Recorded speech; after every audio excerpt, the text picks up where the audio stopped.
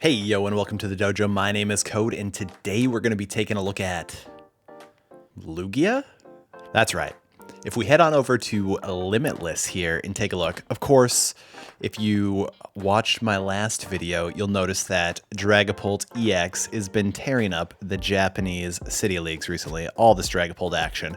But actually, there has been another deck that has been doing really good with the new cards that will be coming out in our Twilight Masquerade set, and that, of course, is our long-forgotten friend from Silver Tempest. That would be Lugia V-Star.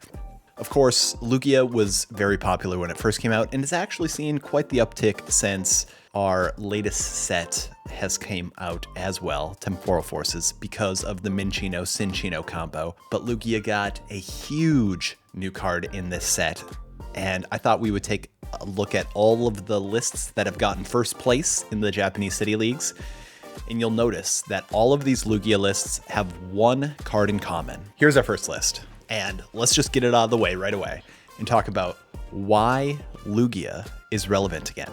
And that's all because of a brand new ace spec that just came out. It is called Legacy Energy, my friends. So what is Legacy Energy?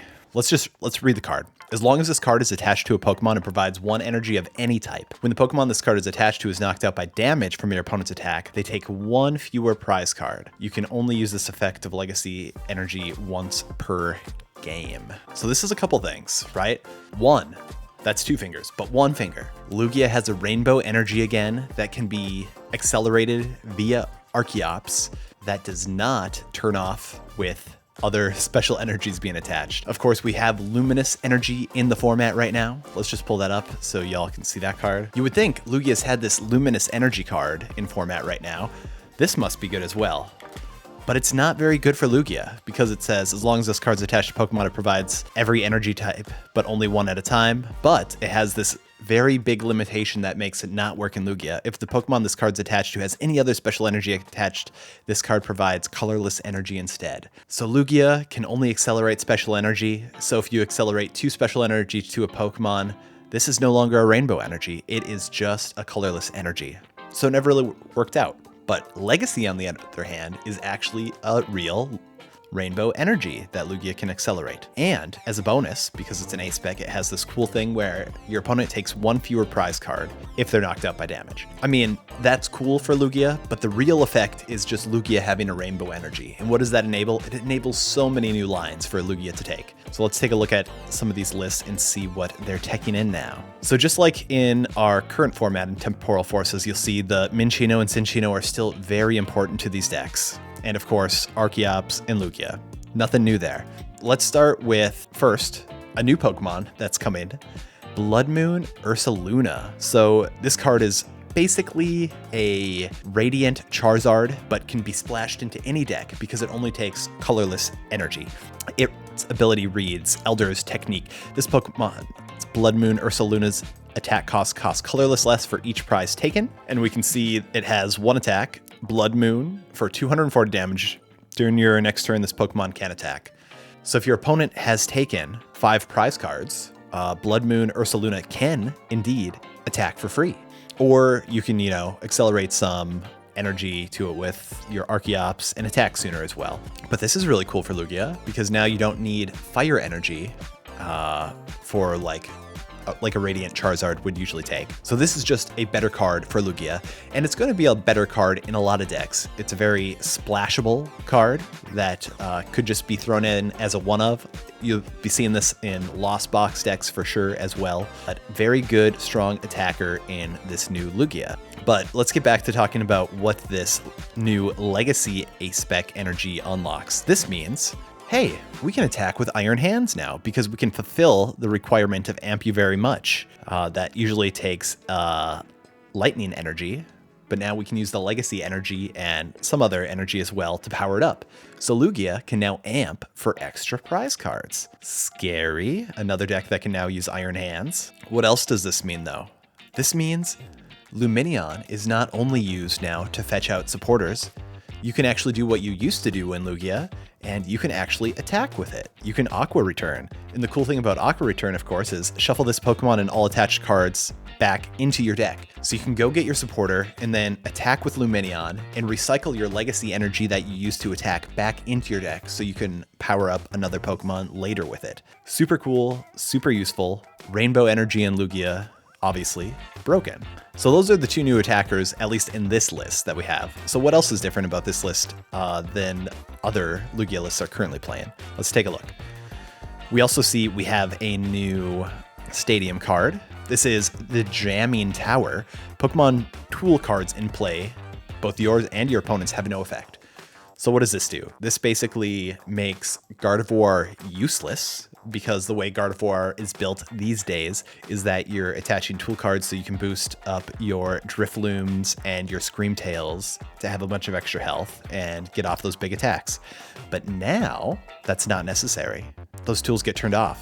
So if a Gardevoir player accelerates a bunch of energy to a Drifloom and takes a big KO, you can respawn the next turn by, instead of playing like a Lost Vacuum like you would in today's format, in the Twilight Masquerade format, you can just splash down a Jamming Tower and take some knockouts on some Pokemon that are only alive because they have tool cards on them. Very good card for Lugia to play. Let's see what else is different in this Lugia list. Some pretty standard counts of energy. We noticed that this Lugia list is no longer playing the Snorlax. The Snorlax is a big card in the current list, so it's no longer playing a therapeutic energy either. Because of that, we have not seen an Arizu, I don't think, in a while.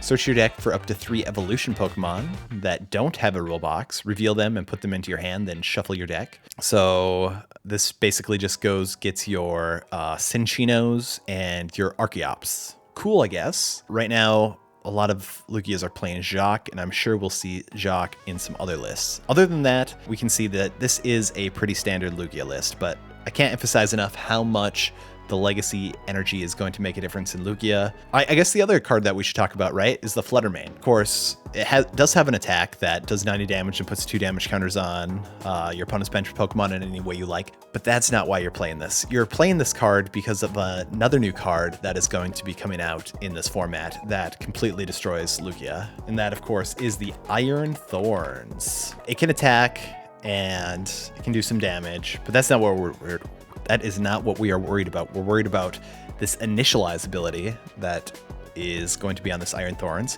While this Pokemon is in the active spot, Pokemon with the rule box in play, except any future Pokemon, don't have abilities. So what does this do? This shuts down Lugia's V-Star ability, Summoning Star. So that's a big ouch for Lugia, right? So you need a way to tech against the Iron Thorns, which of course we're going to be seeing in Future Box, which is going to have an uptick in this new meta. And there's even some people out there just playing straight up Iron Thorns deck. I don't think that will be good, but it would be annoying if you ran into it. So teching a one of Flutterman just so you can beat Future Box is not an awful idea, I don't think. And I think that's about all that's new in this list. Let's take a look at some of the others and see if they have anything else interesting here. Here we see we have the same lines of attackers, but we have some different supporter counts in here. It looks like we're playing 2 of the Carmine, which is a very good card for Lugia in particular. And this is a card that you really don't mind if you go first anymore. If you go first, you can use this card on your first turn. So you can Lumineon for this on your first turn and play this supporter. Discard your hand and draw 5 cards. Usually not great to only draw 5 cards if you're discarding. Of course, like Research, this would be you draw 7 cards, but being that you can play it on your first turn, it's a very powerful starting position for Lugia. And Lugia generally wants to go first so that you can get your Summoning Star off on turn 2. And this makes it a lot easier of a chance to probably pull that play off. So we're playing that as a 2 of in the deck. And this deck is also playing a Roseannes Backup, which is a card you don't see every day. We've seen it in a couple lists more recently, though. So it says choose 1 or more. Shuffle a Pokemon from your discard pile into your deck. We've seen these kind of one of cards, like the Iron Hands, like the Lumineon that you might want to put back into your deck. Shuffle a tool card from your discard pile into your deck. Not very relevant for Lugia. Shuffle a Stadium card from your discard pile back into your deck. Maybe you need to go grab that Jamming Tower after it was bumped by your opponent, or shuffle an energy card from your discard pile back into your deck. Could be useful as Lugia. Go get that energy back. And of course, we are not playing the Raichu in this deck. We are playing the more standard approach, Jacqu, which doesn't have the restriction that you can't grab rule box Pokemon like the Raichu does. This allows you just to grab 2 evolution Pokemon and put them into your hand. I think this is probably the better card of the 2 to play in general, because it allows you to go get your Lugia V-Star, which you kind of need to get up and going on that second turn. Other than that, this is very similar to the last lists. Again, the energy counts are just a little different, but all of the Pokemon are the same, except we do see a difference in that this Lugia list is playing 2 of the bad Minccino, as some might call it, because of course there's this nice Minccino here that has Call for Family. Call for Family that's on any Pokemon is a pretty great attack. It lets you search your deck for 2 basic Pokemon and put them onto your bench. So a good way if you're like, it's usually on your first turn going second that you would ever Call for Family, but there can be those opportunities mid-game where you just need to like buy some time and get some other Pokemon in play. Call for Family is very good. So why in the world are we playing the Minccino that has 70 HP? Well, it's because of the new BDIF in this upcoming format is Dragapult, which allows you to put 60 damage counters on your opponent's bench. Of course, that means the 60 hit point Minccino just gets knocked out by Dragapult. We don't want that as Lugia, so we're going to see these 70 HP starter supporters, even if they're non-optimal in many decks, including Lugia here. So I do like playing the 2-2-1 line there. Anything else here? Everything else is kind of standard for this new format. Again, we're not playing the Snorlax anymore that you find in current format. Next list up, we see a couple different spicy techs in this deck. We're playing Mesagoza as our stadium, which is a little different. I kind of do like the idea of playing at least 1 jamming tower. I think that could be good. And of course, we do see another new Pokemon, which I think is a great addition into Lugia here, which is the Wellspring Mask Ogre Pon. For those of you that don't know, Ogre Pon is kind of like the face of the new set. If you look at the booster boxes, it's Ogre Pon that's on it in all of its different mask forms. There is a teal mask Ogre Pon, this Wellspring Mask, there's a fire one, there's a ground one. They all do subtly different things, and they all have an attack that takes 1 energy of a particular type and 2 colorless. So the reason we're playing this in the deck, again, we can attack with this Pokemon using the legacy energy, and we're going to try to pull off the Torrential Pump, which does 100 damage, and you may shuffle 3 energy attached to this Pokemon into your deck. So good, it recycles our legacy energy that we attached and kind of keeps it safe. If you do so, this attack does 120 damage to one of your opponent's benched Pokemon as well. So you don't have to use that effect, but if you do, you have a 120 snipe as well, and you just, at the cost of shuffling energy, and I mean, accelerating special energy as Lugia is basically free. So very nice effect on that attack. I really like this as one of in Lugia. Very cool. And again, we can see the Flutterman, Iron Hands, Blood Moon, Ursaluna, and the Lumineon. Pretty standard Pokemon other than that. And I do like the spicy take of the Thorton. We saw the other list kind of playing Roseannes Backup to have a little extra recovery. Thorton's obviously kind of a different type of recovery. For those of you that don't know, Thorton says, choose a basic Pokemon in your discard pile and switch it with one of your basic Pokemon in play. Any attached cards, damage counters, special conditions into play, transfer onto that Pokemon. So this is really good to recycle your attackers that you might have lost as Lugia, as well as turns in play do count. So if I have a Lumineon on my bench and it's been in play for a turn, I can go out, and if I had Minccino in my discard pile, I could Thorton into the Minccino, and if I have a Cinccino in hand, I could actually evolve it into Cinccino, because that Lumineon had been in play for a turn. It doesn't have the summoning sickness, or whatever we call it in Pokemon, and you can get a Cinccino in play quite quickly. So I think that's really cool. It could also get your like Flutterman back if your opponent had annoying Iron Thorns or something like that. I think Thorton is a cool idea. I always like seeing Thorntons in decks. I think you can like pull off some really neat plays. And we're playing Serenas to discard our boss, like an who are we bossing with Serena? Other Lugias or Arceus probably. I like this list. Of the ones we've looked at so far, I think I like this one the most, but let's keep the party going. Another Lugia list. This one is very similar to the first one we looked at. Again, this one's only playing one of the 70 HP Minchinos. I think if you're going to play 4, I think I would like to see a 2-2 split there, personally. Pokemon, kind of back to the standard set. No Wellspring Mask, Ogre Pon in this list.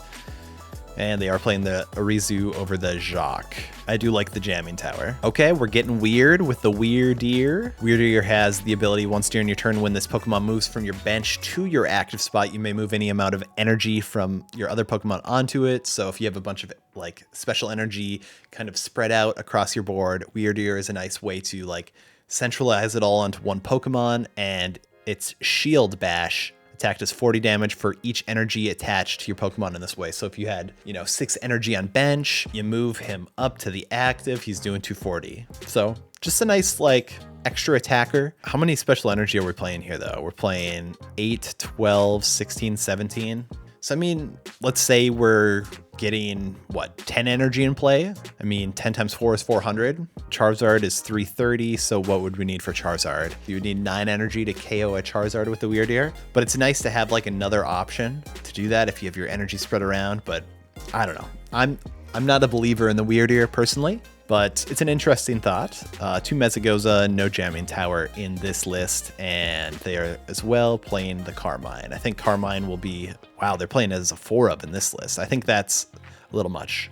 I would probably play Carmine, Lugia, maybe a 2-of? I don't know. Maybe 4 is optimal, though. I haven't played with the cards. Don't trust me. I'm just a dude on the internet. Here we see another list that is including the Wellspring Mask, Ogre Pon. Yep, we're playing the Carmine as a 2-of. I like that, I think. So this list is not playing the Flutterman, and they are playing a Collapsed. I don't think I care as much about Collapsed anymore in Lugia, especially now that you have the Legacy Energy and you can like recycle the Luminion, or it's never bad to try to fix your board. So I'm not like completely against it, or else it's very similar to the other Lugia list we've been looking at. Here we have a list. They are not playing the Iron Hands. I think I really do like the idea of Iron Hands being in this deck, but they are playing the Ogre Pon here. And I like the Thorton. They got the Thorton in this list. They are playing the 1-1 Stadiums. I think I do like the 1-1. And yeah, this one's, it's interesting to see what people are doing for the Minchinos, right? I think you have to at least play the 60 HP as a 1-of.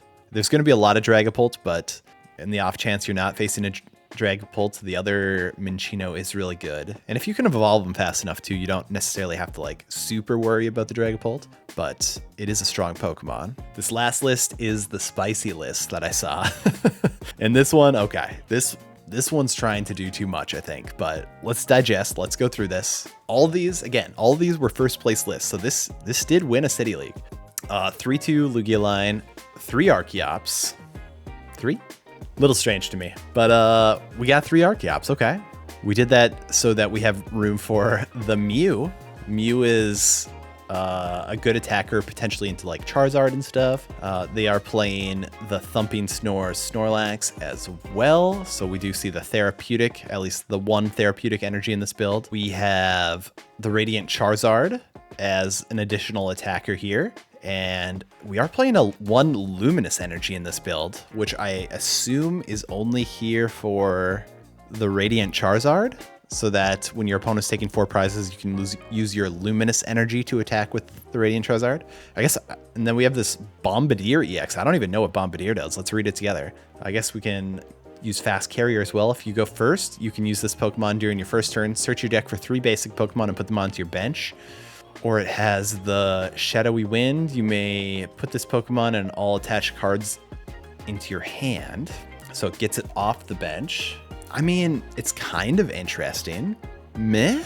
I don't know. I don't particularly think that's awesome. And I don't, although Radiant Charizard is cool, I think just with the Blood Moon Ursaluna, you don't need it. It is nice having a single prizer, but in my mind, they do fill the same slot. And really, to play the Radiant Zard, you can see we are playing the 1 Luminous Energy, which is only basically here for the Radiant Zard.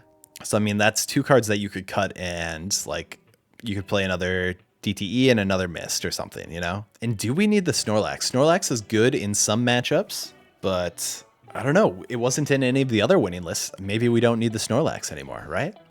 And the other interesting attacker that we see in this list that we haven't seen yet is Raichu. Raichu's a cool Pokemon. Once you're in your turn, if this Pokemon's in the action spot, you may draw a card, so have a little extra draw, and Lightning Rondo is never a bad attack, especially like a lot of decks are really filling up the bench, and you as Lugia are probably filling up the bench too, so wouldn't be too surprising to see a Lightning Rondo do like 180 or 200 damage.